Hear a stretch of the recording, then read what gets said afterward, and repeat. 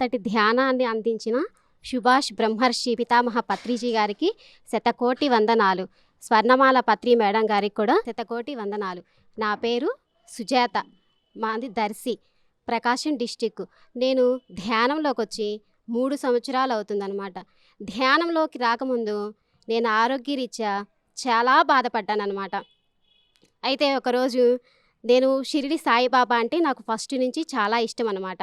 అలా ఎన్నో మెడిసిన్ వాడినా కానీ తగ్గలేదన్నమాట. తగ్గకపోతే నేను షిరిడి సాయిబాబా దగ్గర కూర్చొని ఒకరోజు, నేను ఇంత చేస్తున్నాను, మరి నాకెందుకు నువ్వు రిలీఫ్ ఇవ్వటలేదు, ఎందుకు నాకు ఇంత బాధ పెడుతున్నావు అని ఆయన దగ్గర కూర్చొని నేను చాలా మొరపెట్టుకున్నానన్నమాట. మొరపెట్టుకొని చాలా బాధపడ్డాను. నాకు ఏదైనా సరే శాశ్వతమైన పరిష్కారం నాకు ఇవ్వాలి అని నేను ఆయన దగ్గర చాలా బాధపడ్డానన్నమాట. అయితే అలా బాధపడి ఆ రోజు పూజ చేసుకొని వెళ్ళాను. ఎక్కడికి అంటే భగవద్గీత పారాయణం జరుగుతుందన్నమాట. జరుగుతుంటే అందరు పిలిచారు, వెళ్దామురా భగవద్గీత పారాయణం జరుగుతుంది, అక్కడికి వెళ్దాంరా అని పిలిచారనమాట. సరే అని అక్కడికి వెళ్ళాను. వెళ్ళి భగవద్గీత పారాయణం చేసుకొని వస్తూ ఉంటే అరుణ మేడం, లక్ష్మీ మేడం గారు, రాధా మేడం, వీళ్ళు ముగ్గురు కూడా ధ్యానం గురించి చెప్పారనమాట. ఏం చెప్పారంటే లక్ష్మీ మేడం గారు చెప్పారనమాట, ధ్యానంలోకి రాకముందు నేను చాలా బాధపడ్డాను, మా అబ్బాయి విషయంలో కూడా నేను చాలా బాధపడ్డాను, ఎన్ని మందులు వాడినా తగ్గలేదు, కానీ నేను ధ్యానంలోకి వచ్చి నేను ధ్యానం చేసుకున్నాక నేను చాలా బాగున్నానమాట, మా అబ్బాయి కూడా ఎంతో మెరుగుపడ్డాడు అని చెప్పిందనమాట. సరే అయితే ఈమె ఇలా చెప్పింది కదా, ఏదో చూద్దాంలే, ధ్యానం గురించి కూడా చూద్దాంలే అనేసి నేను అలాగే ఇంటికి వచ్చేసానమాట. చెప్పారు అంటే అప్పుడు నేనేం కోరుకున్నాను, బాబా దగ్గర కోరుకున్నా, నేను నాకు శాశ్వతమైన పరిష్కార మార్గం చూపాలయ్యా నువ్వు అని ఆయన దగ్గర వేడుకున్నాను. కాబట్టి నాకు ఆ ధ్యానము పరిచయం అయిందనమాట. ఒకరోజు ఫస్ట్ క్లాస్ నాది ఆదినారాయణ సార్ క్లాస్ అనమాట. రాధా మేడం గారు ఫోన్ చేసి చెప్పారు, ఇట్లా క్లాస్ జరుగుతుంది, నీకు నచ్చితే విందు కానీ లేకపోతే వచ్చేద్దు కానీ అని చెప్పారనమాట. చెప్తే సరే అని నేను క్లాస్కు వచ్చాను. క్లాస్కు వచ్చి ఆ సారు చెప్పినవన్నీ కూడా నేను విన్నాను. సారు ధ్యానంలోకి రాకముందు ఎలా బాధపడ్డారు, ధ్యానంలోకి వచ్చాక తన మోకాల నొప్పులు ఎలా తగ్గించుకున్నారు అని అన్నీ చెప్తూ ఉన్నారనమాట. ధ్యానంలో ఇంత గొప్పతనం ఉందా, అయితే నేను ఈ ధ్యానాన్ని వదిలిపెట్టకూడదు అనేసి నేను ధ్యానం చేయటము, ఆంజనేయ స్వామి గుడిలో ఇలా జరుగుతూ ఉంటాయి క్లాసులు అని చెప్పేసి మేడం గారు వాళ్ళు చెప్పారు. చెప్తే ఇంకా అప్పటి నుంచి నేను క్లాసులకి రావటము మొదలు పెట్టానమాట. వస్తూ ఉన్నాను క్లాసులకి, ధ్యానం క్లాసుకి అప్పటికే వస్తూ ఉన్నాను. రోజు ఉదయం 1 గంట క్లాసులు, ఆదివారం క్లాసులు వింటూ ఉంటాము. ఉదయం 1 గంట, సాయంత్రం 1 గంట అలా చేస్తూ ఉంటాం అనమాట. చేసినా కానీ నాకేమీ పెద్ద రిలీఫ్ అనిపించలేదనమాట. ఒకరోజు నందన మారెళ్ళలో పత్రి గారు వస్తున్నారు అని చెప్పేసి చెప్పారు. సరే అని నందన మారెళ్ళు అంటే ఇక్కడ దగ్గరే కదా, కనిగిరికి దగ్గరే కదా అని నేను ఫస్ట్ టైము నందన మారెళ్ళలో పత్రిజీ గారిని చూశానన్నమాట. అక్కడికి నా హెల్త్ పరంగా నేను చాలా బాధపడ్డానమాట. అయితే సరే ఆయన ఆ రోజు పత్రి సారి నేను నందన మారెళ్ళలో ఫస్ట్ టైం కూర్చోపెట్టి నన్ను ఆ రోజు 3 గంటల ధ్యానం చేయించారు. ఆ రోజు నాకు ఆ పత్రి గారిని చూస్తే సాక్షాత్తు ఆ షిరిడి సాయినాథుడే ఈ రూపంలో వచ్చాడు, నాకు శాశ్వతమైన పరిష్కార మార్గం చూపడం కోసమే నాకు వచ్చాడు అని ఒక నమ్మకం ఏర్పడిందనమాట. ఏర్పడబట్టి సరే ఆయన ద్వారా నేను ఆ 3 గంటల ధ్యానంలో కూర్చున్నాను. నా ఫస్ట్ అనుభవం ఏంటంటే, నాకు ఆ 3 గంటల ధ్యానంలో కూడా ధ్యానం చేస్తూ ఉన్నప్పుడు నా పైనుంచి కూడా ఒక విష జంతువు, ఆ విష జంతువు పోవటం నేను చూశానమాట. అంటే నాలో ఉన్న నెగిటివ్ శక్తి అనేది ఇలా పోయింది అనేసి అనిపించింది. నాలో అప్పటి నుంచి కూడా మార్పు రావటం కనిపెట్టిందనమాట, వచ్చేసింది మార్పు. అంటే ధ్యానం ఇంత గొప్పది అని అనిపించింది అనమాట. గొప్పది అనిపించి దీన్ని వదిలిపెట్టకూడదు అని నేను ధ్యానం చేయటం మొదలుపెట్టానమాట. ధ్యానంలోకి రాకముందు అసలు నవరంధ్రాలు ఎన్నైతే ఉంటాయో అన్ని రకాలుగా నేను బాధపడ్డానమాట. అన్ని రకాలుగా అంటే ఒక మానవుడికి ఇన్ని బాధలు ఉంటాయా అని కూడా తెలియదనమాట. అన్ని రకాల బాధపడ్డానమాట. నేను నరాలు పీక్కుపోవటము, అసలు గర్భసంచి వాపు వచ్చిందని, అది తీసేయకపోతే కిడ్నీలు ఎఫెక్ట్ వస్తాయని చెప్పి డాక్టర్లు చెప్పారనమాట. కానీ ఎంత చెప్పినా సరే కాదు, నేను ధ్యానం ద్వారా తగ్గించుకోవాలి అని చెప్పేసి ఒకరోజు కూర్చున్నాను. ధ్యానంలో కూర్చొని, అయ్యా పితామహ పత్రిజీ, నువ్వు అన్ని చెప్తున్నావు, ఇన్ని మాటలు చెప్తున్నావు తగ్గితి ధ్యానం ద్వారా అని చెప్పేసి, కానీ నువ్వు ఎలాగైనా సరే నాకు మార్గం చూపాలి అని చెప్పేసి ధ్యానం 3 గంటలు ఏకధాటిగా కూర్చొని చేశాననమాట. ఆ ధ్యానంలో పత్రి గారు వచ్చాడు. ఆ రోజు సంక్రాంతి. మా ఇంటికి వచ్చాడు. వచ్చి కూర్చొని ఇలాగే చెప్పాడు. ఏం చెప్పాడో తెలుసా? ఏంటమ్మా నీ బాధ అని చెప్పేసి నా తల నరాలన్నీ బాగా లాగుతూ ఉన్నాయి అనమాట. అవునా, అయితే కూర్చోమ్మా అని చెప్పేసి నా తల నరాలన్నీ పట్టుకొని లాగేసి బాధనంతా కూడా తీసేసాడనమాట.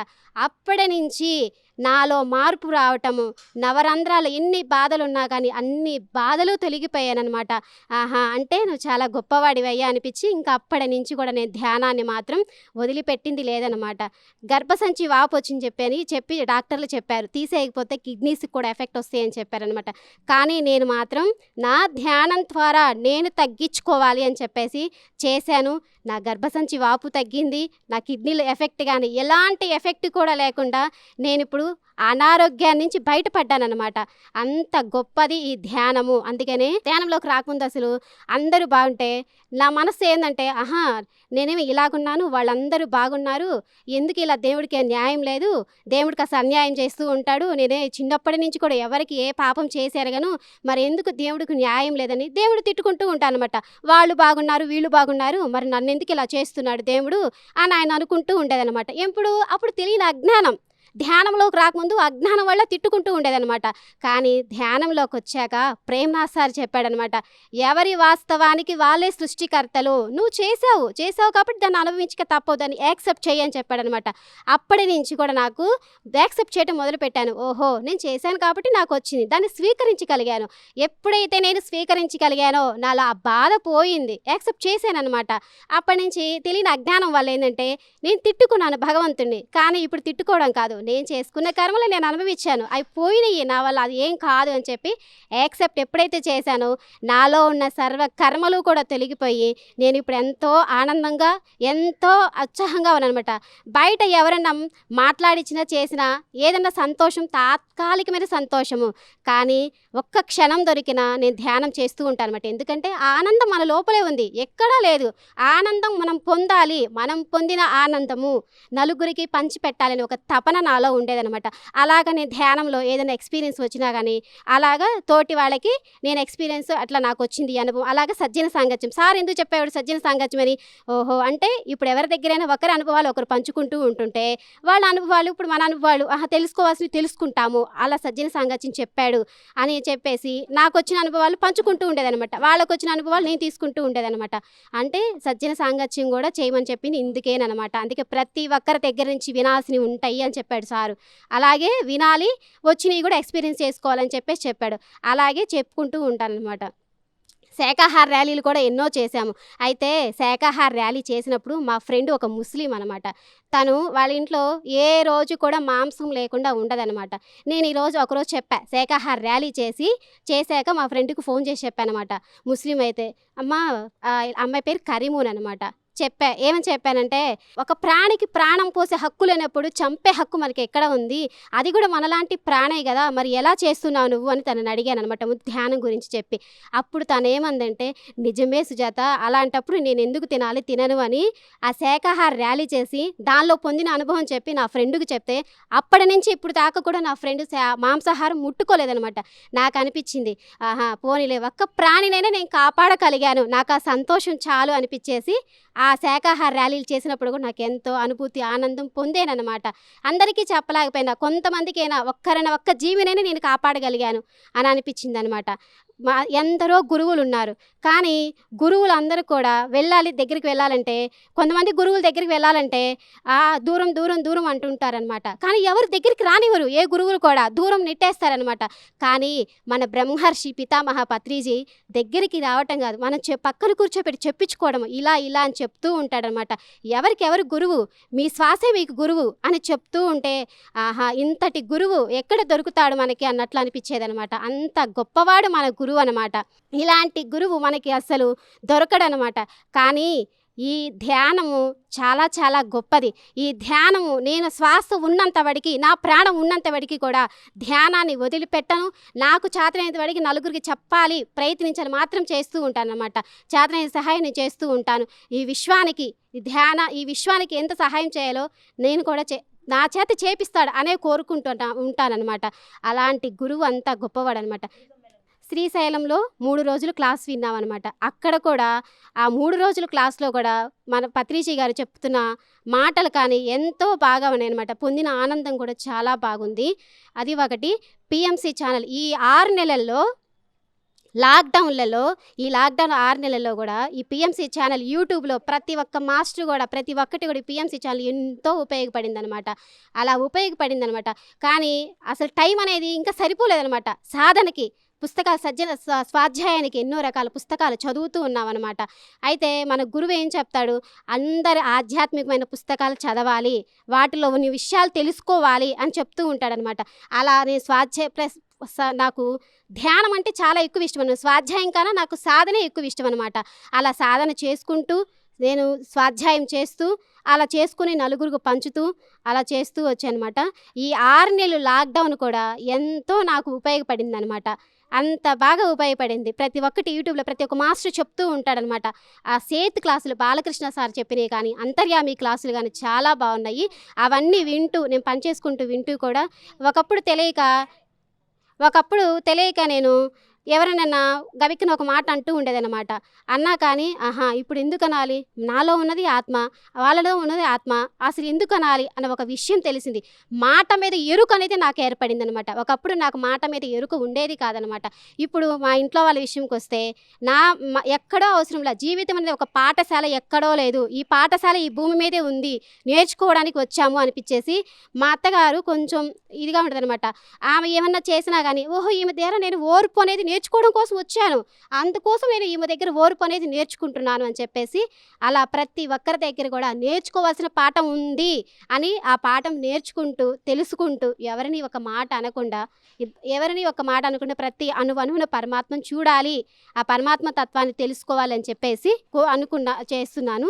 పిఎంసి ఛానల్ వాళ్ళకి కూడా చాలా ధన్యవాదాలు. ఎందుకంటే వాళ్ళు అందరి అనుభవాలు ప్రతి ఒక్కరి అనుభవాలు కూడా ఇలా తీసి అందరికీ అంటే ఒక్కొక్కరి అనుభవం ఒక్కొక్కరికి టచ్ అవుతుంది.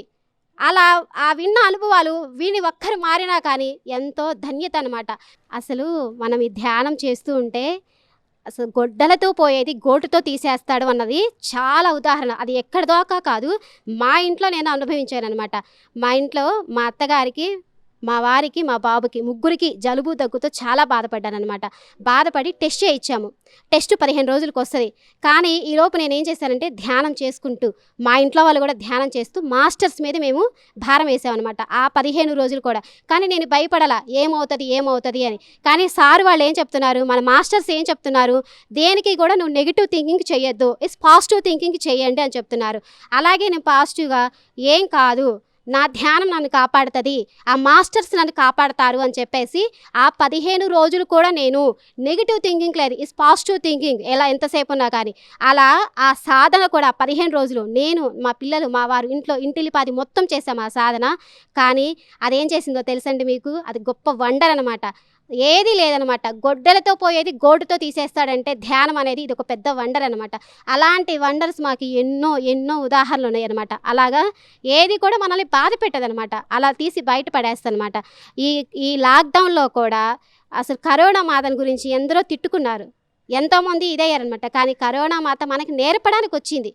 ఈ ప్రకృతి మాత ఆమె ఏంటి అంటే జనాలు ఏంటంటే అది పనుల మీద హడావుడి మీద ఏం చేయాలి అదే అంత బిజీగా అయిపోయారనమాట. ఒక్కసారి ఏంటంటే ఆ మాత వచ్చి గుర్తు చేసినమాట, నువ్వెవరో తెలుసుకో అని తెలుసుకోవడం కోసం ఆమె వచ్చి చూపించి వెళ్ళిపోయింది. అంతేగాని కరోనా మాత చాలా గొప్ప మాత, ఆమె ఏమి చెయ్యదనమాట. కరోనా మాత అలా వచ్చి వెళ్ళిపోయింది అనమాట. కానీ ఏమి ఇబ్బంది పెట్టలేదు, ఎవరిని పెట్టలేదు కూడా. కర్తాలు వెళ్ళామన్నమాట. 2 సార్లు నేను కర్తాలు వెళ్ళాను. అక్కడ 2-3 రోజులు ఉన్నాను. ఉదయాన్నే పత్రిజీ గారి క్లాసులో ధ్యానం చేశాను. తర్వాత లోపల కింగ్ ఛాంబర్లో కూర్చొని ధ్యానం చేస్తూ ఉంటే చాలా బాగుంది. అద్భుతాలుగా చాలా బాగుందనమాట నాకు ఆ కింగ్ చాంబర్లో కూర్చొని. కానీ అండి ధ్యానం చాలా చాలా గొప్పది. ఎవరు ధ్యానాన్ని వదిలిపెట్టకూడదు. ఆ ధ్యానంలో ఆనందం అలాగుంటది. ప్రతి ఒక్కరూ అనుభూతి పొందాలని నేను అందరినీ వేడుకుంటున్నాను. హాస్పిటల్స్‌కి వెళ్తే పైన శరీరానికి మాత్రమే వాళ్ళిస్తారు. కానీ ధ్యానం చేస్తే మన కర్మలు అనేది మూలాల నుంచి తీసేస్తారనమాట. ధ్యానం అంత గొప్పదనమాట. మనకి తెలియని విషయాలు ఎన్నో తెలుస్తాయి. మన శరీరం గురించి ఆలోచిస్తాం ఎంతసేపున్నా, కానీ మనం ఎవరమో తెలుస్తుందనమాట. ఏ లోకం నుంచి వచ్చాము ఏంటి అని మొత్తం అనేది కూడా మనకి ఈ ధ్యానం నేర్పిస్తూ ఉంటుందన్నమాట. ధ్యానం పూజ చేస్తే భగవంతుడి దగ్గరికి మనం వెళ్తాం. ధ్యానం చేస్తే ఆ పరమాత్మే మన దగ్గరికి వచ్చి ఏం కావాలంటే అవి ఇస్తాడు. అలాంటి నిదర్శనాలు నేను ఎన్నో పొందానన్నమాట. అంత గొప్పది ధ్యానం. ఎవరు దయచేసి ప్రతి ఒక్కరిని వేడుకుంటున్నాను, ధ్యానం చెయ్యమనే చెప్తున్నాను. చేస్తే ఆనందం అనుభూతి అందరూ పొందాలి. అంత బాగుంటుంది ధ్యానం. పిఎంసి ఛానల్ వారు అసలు మాకు గైడెన్సీ కూడా చాలా బాగా ఇచ్చారనమాట. అసలు చెప్పడానికి కూడా కొంచెం ముందు ధైర్యం లేక భయం అనిపించింది అనమాట. కానీ సారు వాళ్ళ మాటల గైడెన్సీతో ఏముంది మేడం ఇలా చెప్పాలి, ఇలా చెప్తే అది అసలు చెప్పగలుగుతారు మీరు అని ఒక గైడెన్సీ ఇచ్చేసి తన అనుభవం ద్వారా మాకు గైడెన్సీ ఇచ్చారు. నేను ఇలా చెప్పగలుగుతున్నాను కూర్చొని అంటే సారు వాళ్ళు ఇచ్చిన పిఎంసి ఛానల్ వారు ఇచ్చిన ఆ గైడెన్సీ ఆ సారు వాళ్ళు అనమాట. ఆ సారు కూడా పిఎంసి ఛానల్కి కూడా శతకోటి వందనాలు.